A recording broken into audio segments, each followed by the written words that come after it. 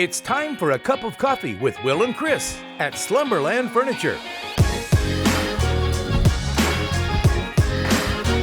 From Slumberland Furniture in Osage Beach, here are your hosts, William Holtz and Chris Schneider. It's that time for your weekly cup of coffee here at Slumberland at the Lake. And Uncle Chris, football season is so back. Yeah, man. I mean, first couple of weeks in, rocking and rolling, some amazing comebacks. Your Buffalo Bills had one of the most miraculous comebacks I can remember. Finally, we were on the right side of one of those. We'll talk about football, high school, college, NFL. Great week. Plus, we're going to update you on the city of Camdenton with Lake Aviation and the Camdenton Airport, plus some crazy local headlines. And we're going to get you ready for Bikefest, that and a whole lot more. But first, this from Slumberland at the Lake. Hey everybody, it's Daryl Cunningham with Slumberland Furniture at the Lake. Football season's back. What's that mean for you? You've got to have a comfy place to sit. Whether it's Sundays, Mondays, Thursdays, Fridays, Saturdays, whatever day you like to watch football, we've got a chair that's going to make it comfortable. All at a great price and interest-free financing. And don't forget, we deliver the entire lake area. Come see us at Slumberland Furniture, where we're bringing happy home. Here they come, and they're coming in droves. The Harleys, the Hondas, the Suzukis, whatever the make, they can be tough to see. In 2024, there were 133 motorcycle fatalities reported in Missouri alone. So this Bike Fest at the Lake of the Ozarks, look twice and keep your head on a swivel. So our biker friends have an experience to remember. This drive safe, boat safe message brought to you by Price and Randall, injury attorneys. And as we start this week's cup of coffee, great reminder from our friends at Price and Randall, injury attorneys, to not only drive safe and boat safe all year round, but this week, Bikefest especially. Pay a little extra attention to the road, keep your head on a swivel, and look out. Those bikes are everywhere, right? Yeah, and they're hard to see sometimes. You know, they're not obviously not as big as a car. Sometimes they get in your blind spot. You got to be really careful, be watching for those motorcycles. Indeed, and we'll tell you some of the things you need to get ready for with Bikefest being in town this week into the weekend. But first, we got some other local headlines, the first of which, remember a couple weeks ago, we brought attention to the city of Camdenton and growing concerns in regards to drama with city leadership, allegations of retaliation and unfair treatment, and concerns about the Camdenton Airport with Lake Aviation, the Air Show Committee, Chamber of Commerce, and city leadership. And so I attended a couple of meetings and was curious as to what's going on with the bad blood, the future of the airport, and how we got here to begin with. So last Friday, you, myself, and Nathan Bechtel were invited in and met with City Administrator Jeff Hooker, Mayor John McNabb, and Assistant City Administrator Rene Kingston, and had a very productive couple hours sit down. Yeah, it was a really nice chat. I thought they were very open and honest, and we talked about everything that's going on and where all this drama is coming from, where it started, and so we kind of got the backstory of, you know, some problems between the chamber, the Camdenton Chamber of Commerce, and the city, and some bad feelings there, and then the airport, you know, situation and what was going on with that. So it was really interesting. You know, the old wisdom is, you know, there's always two sides to a story, right? So one side feels this way, they say this happened or that happened, then you talk to the other side and they feel this way and they say this happened. A lot of it comes down to feelings. You know, my feelings got hurt or their feelings got hurt, and then we got into this bad thing. So that was a good sit down. We learned a lot, understood a lot. They let us record the whole thing, so it was very interesting. Yeah, and like you said, there's bad blood, hurt feelings, sides and feelings of under appreciation, and really the biggest concerns that I had, we're gonna narrow it down to three, right, was transparency, like meetings not being streamed, and there were concerns about previous meetings being deleted, citizens being allowed to speak at meetings, right? That was something that we were concerned with. I had attended a couple of meetings and watched members who had filled out comment cards be denied by Mayor McNabb the opportunity to speak at these meetings, and so that was a concern. And then the third was Lake Aviation and the Camdenton Airport with Corey Leuwerke, and so I'm not really sure I'm going to be able to navigate all of the he said, she said back and forth, but I can address those three, right? So the first thing, the transparency, they're saying in talking with the city, like first, the way Osage Beach does it, that was what I said. Like, go learn from the city of Osage Beach. Like, a lot of people, if they could go watch these meetings later, it wouldn't be he said, she said. They could go back and watch for themselves. Just all there, yeah. And it's all recorded. Then everybody's kind of protected. And they said we had done this previously. The problem was we couldn't do it well. Like, we had audio issues, we had connection issues, we had camera issues, and so what it did was it made us look bad. And so I could understand that, but I was like, okay, how about the older meetings that had been on there? And they said because Facebook changed it, they deleted any live videos that were 30 days or older. Now that I can confirm because that happened to us at Lake TV with all of our older football games, and trying to go back and watch those, they're gone. Those links, anything that was 30 days or older, Facebook changed the rulings. And so I asked, okay, so what could you guys do about this? It shouldn't be that expensive. And they said not only would it be a cost issue, but even if we had the money, we don't have the manpower to run those and operate them. They said that if you go to Osage Beach's meetings, they have like an entire TV crew that sets all that up and runs the cameras and gets everything ready with audio. So that was how they answered that. Now, in regards to citizens speaking, right, that was something that we had witnessed, I had witnessed firsthand, and Jeff Hooker said, okay, it used to be that it had to be on the agenda. However, with the Board of Aldermen overruling that we were shutting down people from speaking, there's now been a change where the Board of Aldermen says anybody that wants to speak and fills out the card will be able to speak. I pushed pretty hard and said, okay, can we get that in writing? Is there a new statute? How can we guarantee moving forward that you won't prevent somebody from speaking, whether you like what they're going to say? That's a great opportunity, I said, to hear from them, right? With your Board of Aldermen, with other people who are at the meeting, and if it's recorded, it's a great time to have those first initially asked. They said moving forward that will be the case. And the other big thing was Lake Aviation and the Camdenton Airport. It seemed to catch everyone by surprise that the city of Camdenton is considering taking over control of the Camdenton Airport. It's currently contracted through Lake Aviation, which is run by Corey Leuwerke, and his contract is through the July of 2026. Now, it's important to note that the biannual Lake of the Ozarks Air Show that takes place in Camdenton is set for September of 2026. And so there was some back and forth. And when it came to the airport and sitting down with Jeff Hooker, he says, hey, this is not a retaliation deal. This is not a we want to get back and really hit them. This is a fiscal decision, and we have been considering taking over control of the Camdenton Airport for quite some time. Apparently, it used to be run by the city of Camdenton. That's what they were saying. City Administrator Hooker said. So they have the track record previously, but his big argument was that by the city taking over control of the Camdenton Airport, that they would gain access to massive revenue. This was their claims, right? Now, in speaking with, following the meeting and speaking with Corey Leuwerke, that is really where the discrepancy is going to be. But it was claimed that the city is missing out on $1.75 per gallon of fuel sold on the airport in profit that currently goes to Lake Aviation. And it was also alleged that in August, there was between 35 and 40,000 gallons of gas sold at the Camdenton Airport. Yeah. You can do the math, $1.70 in profit times 40,000, you're talking $75,000 roughly.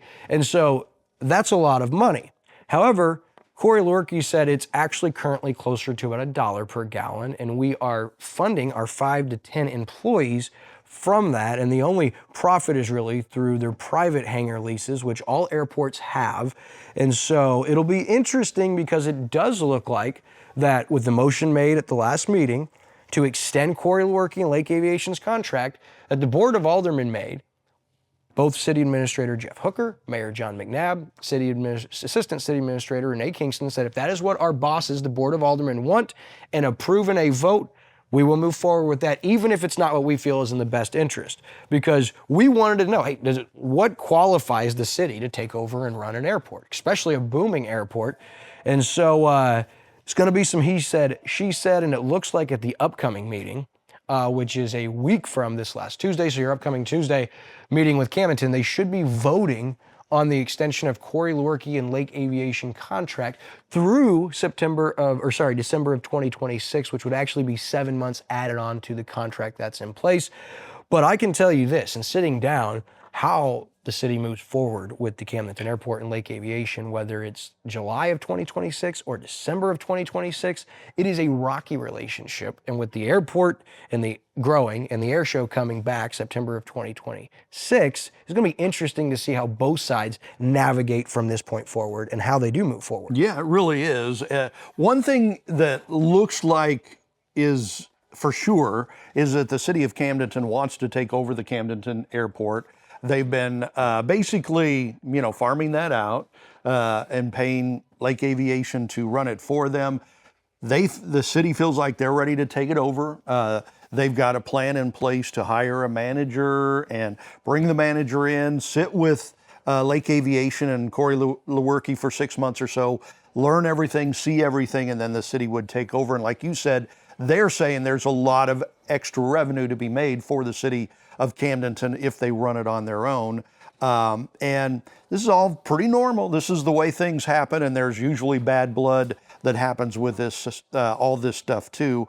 Hopefully from here on out it can go smoother than it has been, for sure. But I understand where the city of Camdenton is if they feel like they're ready to take back over operations of the airport, which they used to do. Then apparently whoever they had operating the airport passed away unexpectedly, and they didn't know how to run it, so they had to hire, Lake Aviation to do it, and that's been the way it's been for a while. So, I understand them wanting to take it over. I understand the bad blood happening. It's all fairly normal. It doesn't make it any easier. However, these are just the claims that were made, and I sent a lengthy recap of our meeting and with some follow-up questions over to the city. I included the Board of Aldermen and all involved parties because I think it's important that everybody gets to see the questions being asked and how they're answered instead of having all these private conversations and then going back and forth. I really like the idea of everyone being privy to all the communication because it will be interesting to see where is the research for Camdenton to take over this airport? And some of those terms that's a drastic difference in what the city of Camdenton is claiming profit is to be had and made and what the operator's currently claiming. And so it will be interesting to see, however this ends, is the city willing to kind of find out and share some of that research and those terms? Because I want to see those numbers. I want to see, is there really that much money to be made? And are you considering the 5 to 10 staff members that Lake Aviation contracts to fulfill those duties? That is a lot. And off of the fuel sales profit, maybe the private hangar rental and fees, I don't know if that funds 5 to 10 additional employees. And I don't know if this is going to potentially add revenue to the bottom dollar for the city of Camdenton, or will this add liability and stress and cost them more money? And that's what I'd kind of like to know. And I kind of push the city to share some of that. Show us that you have been working on this. Show us this isn't retaliation. Show us that you guys are in a position to take over. And so it'll be interesting to see not only what they reply with, but also what kind of happens at this upcoming meeting on Tuesday. Yeah, and Nathan Bechtel with Lake Expo has a story out on this too, and it'll be, I haven't read that yet, so I don't know what's in there, but it'll be interesting to see what he has dug up and what's in there. But yeah, we'll keep an eye on all this for you because it's all very interesting. Yeah, normally Nathan is better at being diplomatic and putting it into an easy to understand, and so I encourage you, go look at Nathan's article. He was with us. We got a chance to kind of review together and kind of talk about how do we best move forward. We don't want to hurt anybody. We want to find out what is going on and make sure everybody's on the same page because, like you said, this stuff does happen where people don't feel the same, but as long as it's transparent, I think it is 100% normal. It's just like what we've talked about big business in the past with the struggles that Jeff Tegetoff has had building apartments and building the theme park, and sometimes you get shut down, sometimes there's this hard. It's all normal, and sometimes it's ugly and, you get feelings hurt and stuff like that, but it's just the way things happen. It is, but some of the things that aren't super normal is like the conflict with the chamber. That seemed weird, right? Yeah. Back and forth there is normally those two entities work together pretty well because they're both trying to grow and help the city.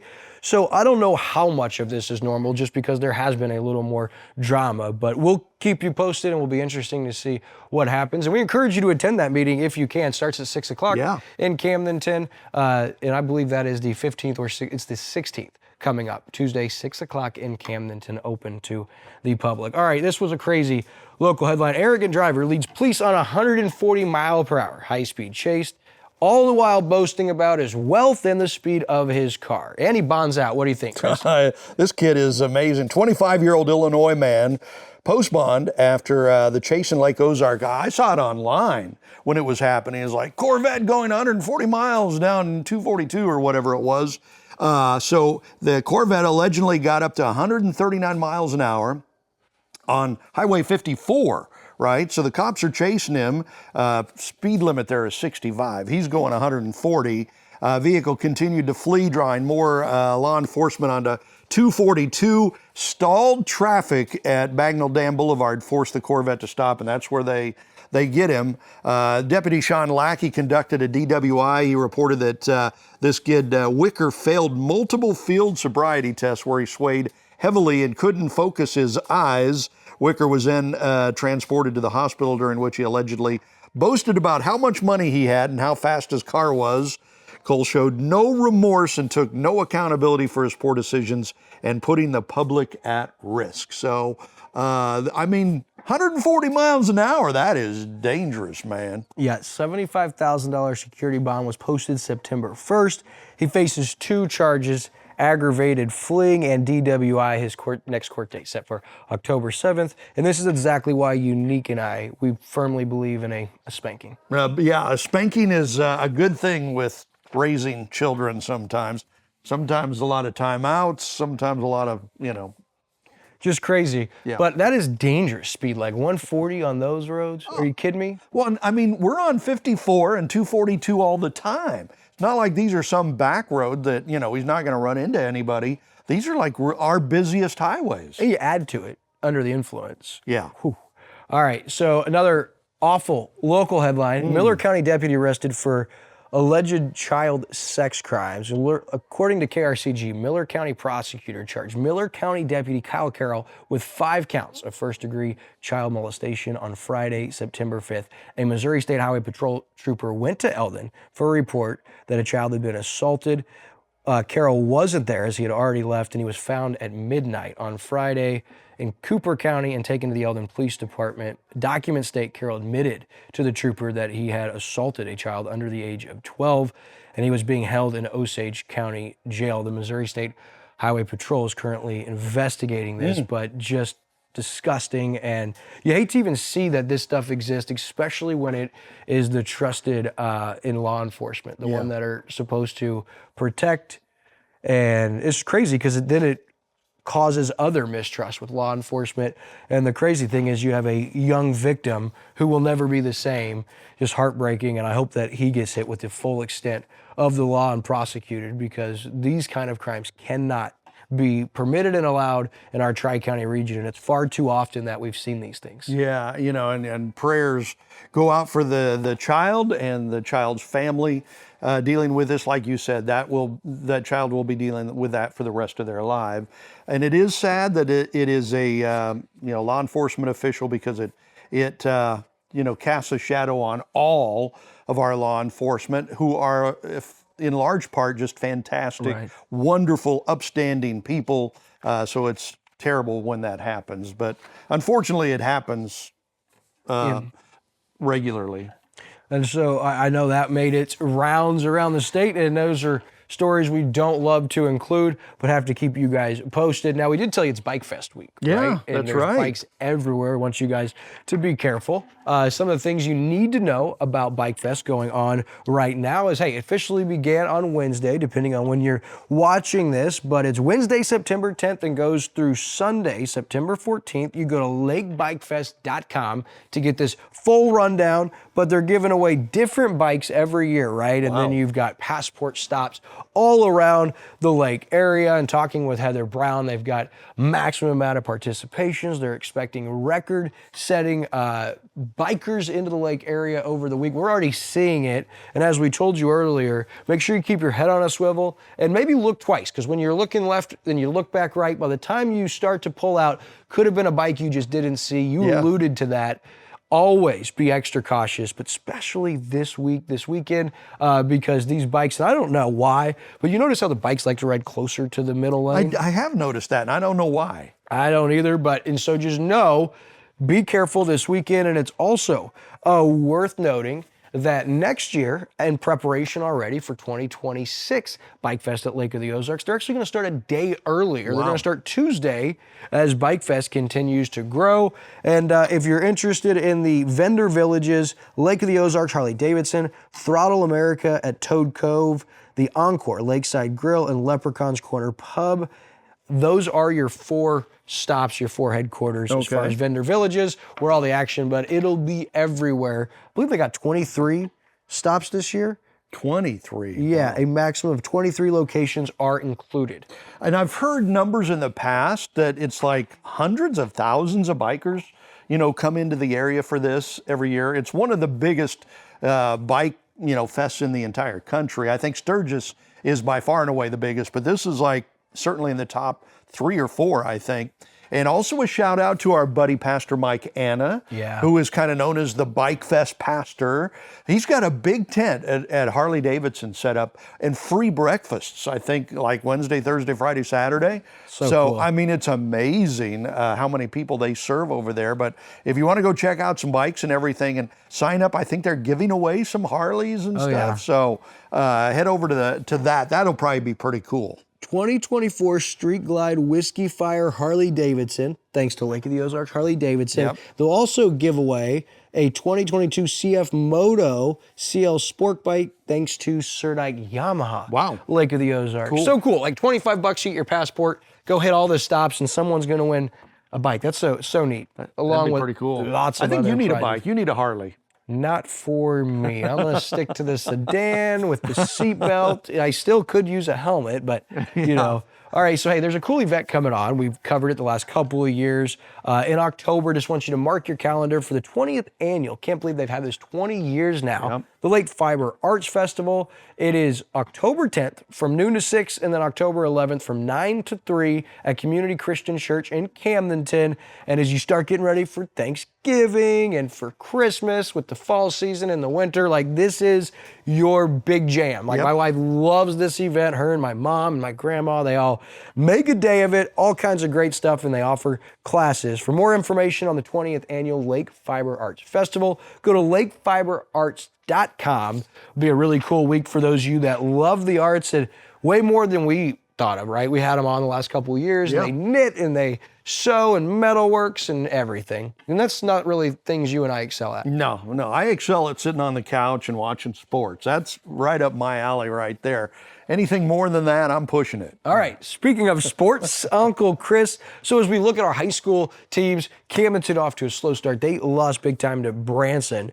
Eldon, 2-0. They blew out Versailles. They got a big matchup Friday with Owensville. Yeah. Should they win, that would set up a big Week 4 matchup on Lake TV. We'll look forward to that. How about your Osage Indians, huh? Osage Indians with an incredible comeback last week. Yeah, and now this Osage team is ranked in the top 10 and expected to be one of the last teams standing this year. Maybe a Final Four team. Ranked 5th right now in the media Class 3 rankings, and they play host to Blair Oaks, who is number 1 in Class 2, the reigning state champions. Defending state champs. Ought to be an incredible game, and it's on Lake TV Friday night. Hey, so real quick about that Osage game, right? Because, we're going to have them against Blair Oaks. 2 undefeated teams, huge playoff aspirations for both programs. But when they won that game down 21-0 at half, they came back all the way back, and then it ended up winning on a 40-yard field goal. It was Brady Clark. We know Brady. We've followed him the last couple of years. But also, not only Brady, you know how hard it is to hit a 40-yard field goal. We see those missed in the NFL and in college. We don't see many attempted in high school. That must take a lot of prep, a lot of practice. And so I want to give a shout out to Brady, who is putting in work over the weekend all summer. Every Saturday and Sunday, Brady's up at the school working. He's been to lots of camps. He takes this so seriously, but also placeholder. Robert Dubbs, unbelievable, and their long snapper, Nathan Grohl. It takes some real chemistry, and something special has to happen at the high school level to hit a 40-yard field goal. Kudos to Osage and their special team. Also, wanted to give you a rundown. Mizzou's comeback win. Wow. Yeah. I mean, we talked about that game last week, and I said, hey, don't sleep on Kansas. They're good, and their coach is great.